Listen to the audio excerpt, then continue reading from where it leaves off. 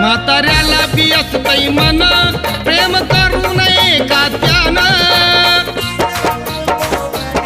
सदा दिसतंय एव्हरग्रीन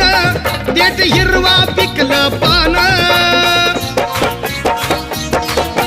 न्यारी गोडी भारी हाय रसपानात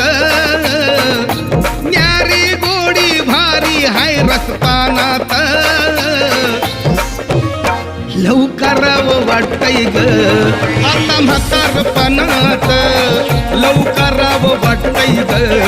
आता म्हातारपणात